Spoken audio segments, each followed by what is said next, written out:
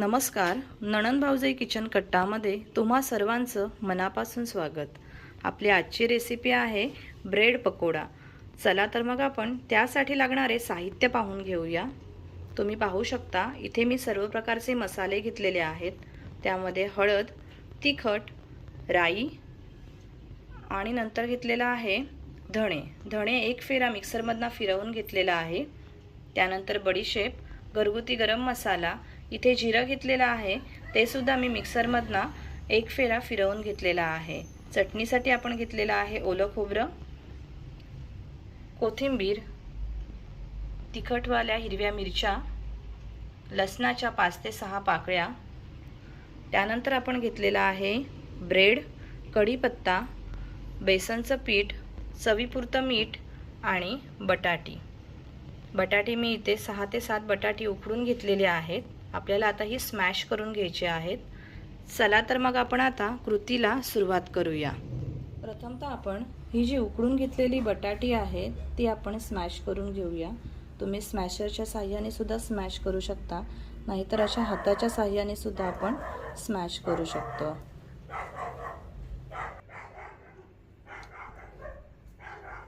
बटाटे आहेत ती मी अख्खीच्या अख्खी कुकरमधनं शिजवून घेतलेली आहेत. 3 शिट्या घेतलेल्या आहेत आणि तुम्ही पाहू शकता अगदी सॉफ्ट अशी ती शिजलेली आहेत.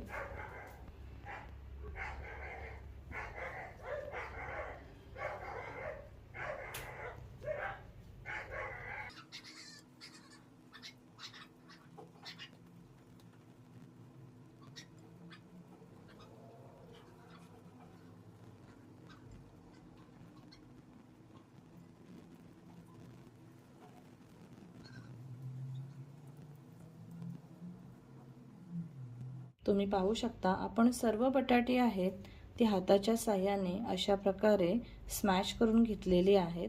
आता आपण बेसनचं पीठ आहे ते तयार करून घेऊया.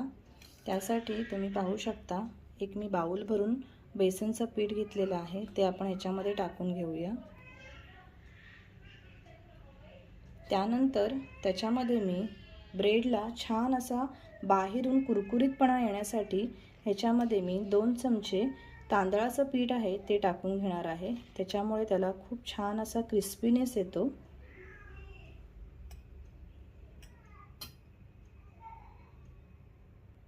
आता आपण ह्यामध्ये थोडीशी हळद टाकून घेऊया.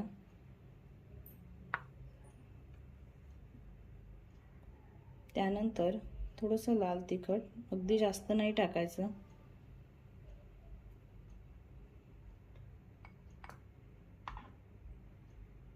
चवीपुरतं मीठ टाकून घेऊया.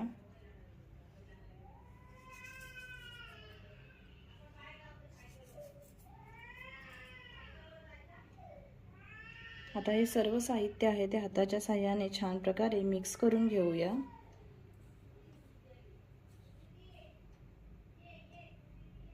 आणि आता थोडं पाणी टाकून आपल्याला छान असा बॅटर तयार करून घ्यायचा आहे पकोड्यांसाठी.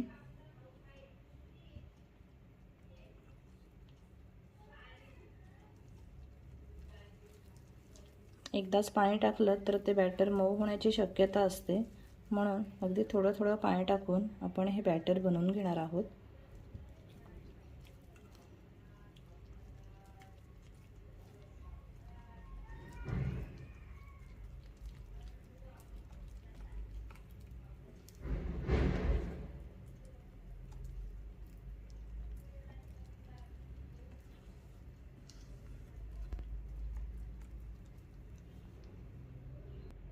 तुम्ही पाहू शकता आपलं जे बॅटर आहे ते रेडी झालेलं आहे.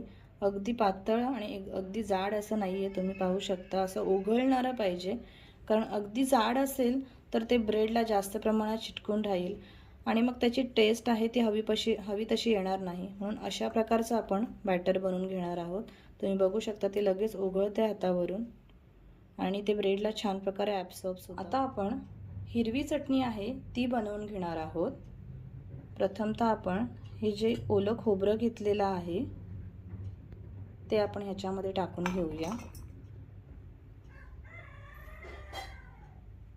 आता आपण ह्यामध्ये टाकून घेऊया हिरव्या मिरच्या. हे बघा मी तिखटवाल्या हिरव्या मिरच्या आहेत त्या घेतलेल्या आहेत. त्या आपण ह्याच्यामध्ये टाकून घेऊया।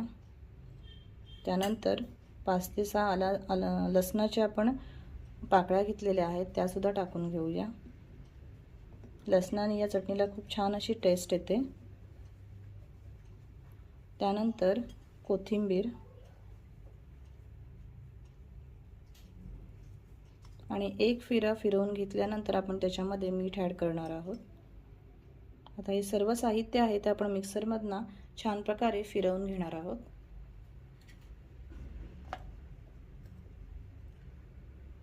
आता आपण ह्यामध्ये चवीपुरतं मीठ टाकून घेऊया।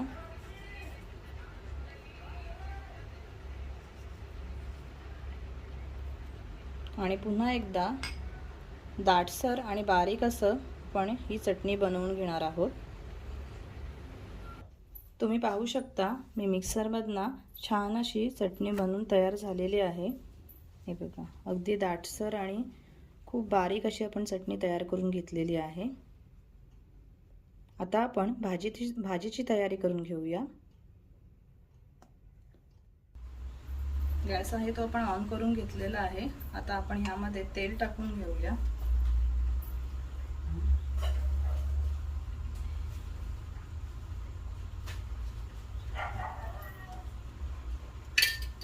तेल आहे ते छान प्रकारे गरम होऊन द्यायचं। तेल आहे ते छान प्रकारे गरम झालेलं आहे। आता आपण त्याच्यामध्ये राई टाकून घेऊया। त्यानंतर हे आपण मिक्सरमधनं फिरवून घेतलेले धणे आहेत ते टाकून घेऊया। गॅसची फ्लेम लगेच लो करायची आहे। त्यानंतर जिरेपूड, बडीशेप, लगेचच आपण गॅस आहे तो ऑफ करून घेणार आहोत। आणि आता आपण त्याच्यामध्ये अर्धा चमचा मसाला टाकून घेऊया। अर्धा चमचा हळद, त्यानंतर घरगुती गरम मसाला,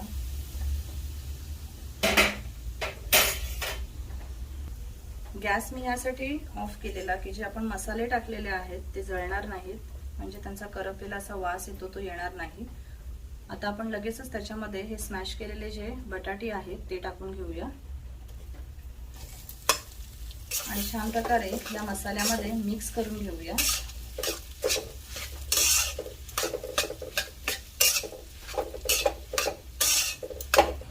आता ह्यामध्ये आपण चवीपुरतं मीठ टाकून घेऊया।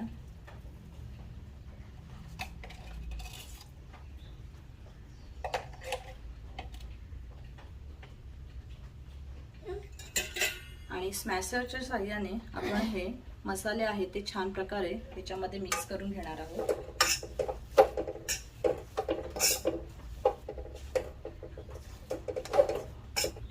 तुम्ही पाहू शकता आपण सर्व भाजी आहे ती छान प्रकारे मिक्स करून घेतलेली आहे। आता आपण थोडा वेळ गॅस ऑन करूया आणि गॅसची जी फ्लेम आहे ती अगदी स्लोच ठेवायची आहे। आणि आता आपण ह्यामध्ये जी बारीक चिरून घेतलेली कोथिंबीर आहे ती टाकून घेऊया आणि पुन्हा एकदा छान प्रकारे मिक्स करून घेऊया।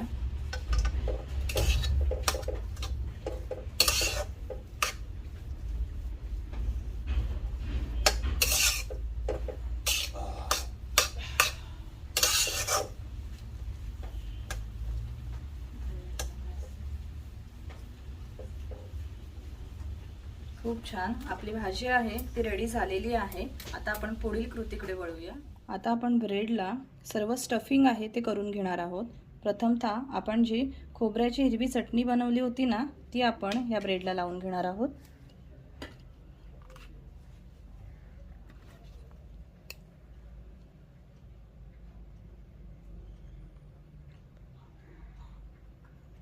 खूप छान टेस्ट येते ह्याच्याने। आपण ही अशी कशी खोबऱ्याची चटणी आहे ती अजूनपर्यंत तरी आपण पाहिलेली नाही आहे। अशी ब्रेडला लावताना आपण हिरवी चटणी असतो ना, म्हणजे कोथिंबीर, पुदिना, हिरवी मिरची, आलं लसूण ह्याची पाहिलेली आहे, पण ही अशा प्रकारे तुम्ही लावून बघा, खूप छान अशी टेस्ट येते। आपण सर्व बाजूनी हिरवी चटणी आहे ती लावून घेतलेली आहे। आता आपण ह्यावरती आपण जी बनवून घेतलेली भाजी आहे ती ह्याच्यावरती लावून घेणार आहोत।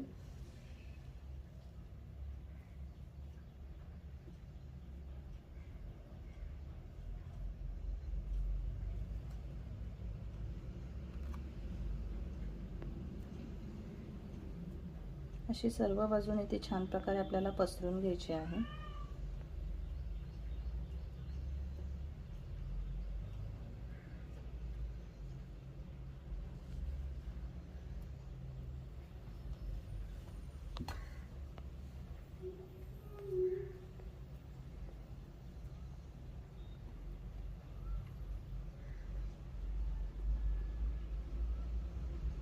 तुम्ही पाहू शकता आपण सर्व बाजूनी भाजी आहे ती छान प्रकारे लावून घेतलेली आहे।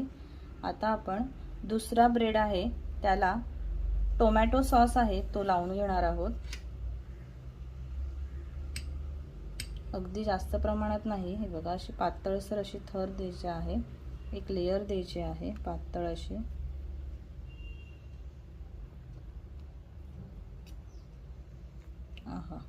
आता आपण हा ब्रेड आहे तो ह्याच्यावरती अशा प्रकारे पलटी मारून घेणार आहोत।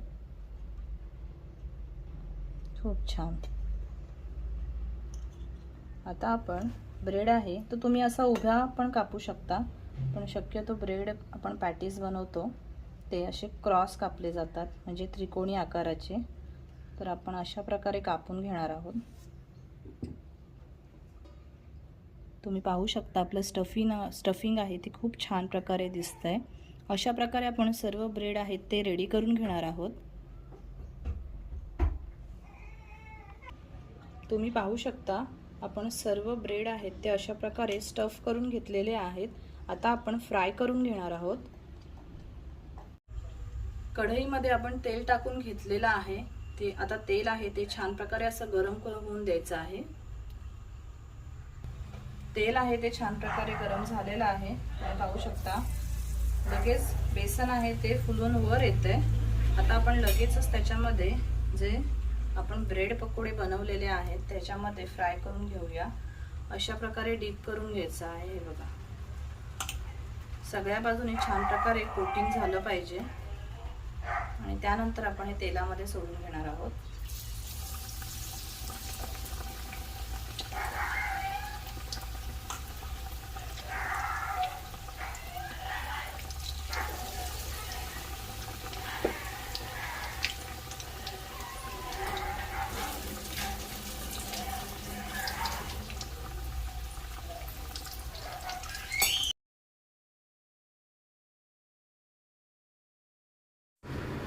अशा प्रकारे आपल्याला तेल आहे ते असं वरून टाकून घ्यायचं आहे, म्हणजे सर्व बाजूनी छान प्रकारे ब्रेड पकोडा आहे तो फ्राय होणार आहे। आता आपण दुसरी बाजू सुद्धा अशा प्रकारे पलटी मारून घेणार आहोत आणि दुसरी बाजू सुद्धा छान प्रकारे आपण फ्राय करून घेणार आहोत।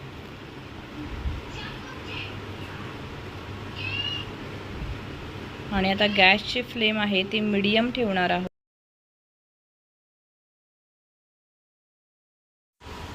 गॅसची फ्लेम आहे ती एकदम लो नाही करायची, नाहीतर ब्रेड पकोडा आहे तो तेल आहे ते जास्त प्रमाणात शोषून घेणार आहे। पुन्हा एकदा आपण पलटी मारून घेऊया। तुम्ही पाहू शकता दुसऱ्या बाजूने सुद्धा छान प्रकारे ब्रेड फ्राय झालेले आहेत आणि अगदी बेसनचं जे कोटिंग आहे ते सर्व बाजूनी छान प्रकारे लागलेलं आहे।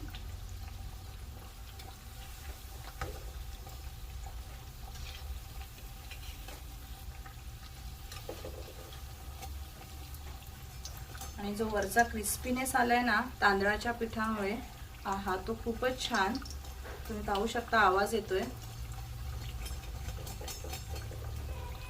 आता आपले जे ब्रेड पकोडा आहेत ते खूप छान प्रकारे फ्राय झालेले आहेत। आता आपण ते काढून घेऊया।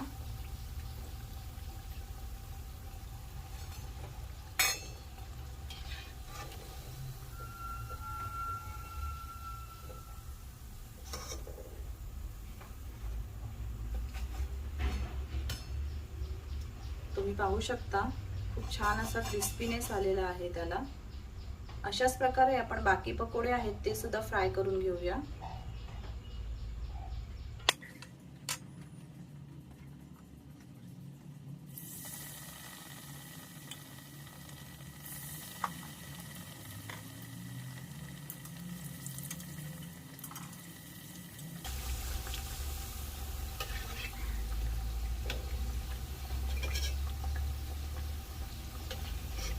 हे बाजूला जे छोटे छोटे बेसनाचे तुकडे असतात ते काढून घ्यायचे, नाहीतर ते करपल्यानंतर तेलाला त्याचा वास येतो। आता आपण पलटी मारून घेऊया।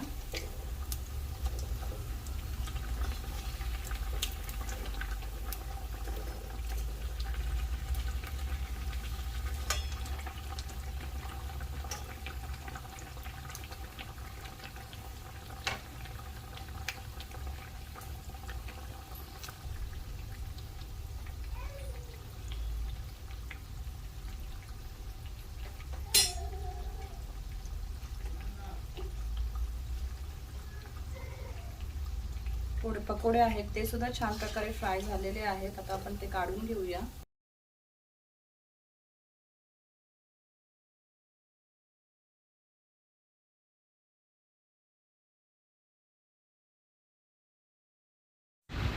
तुम्ही पाहू शकता आपले ब्रेड पकोडे आहेत ते रेडी झालेले आहेत। तर तुम्हाला ही रेसिपी आवडली असेल तर नक्की माझ्या चॅनलला सबस्क्राईब करा। धन्यवाद।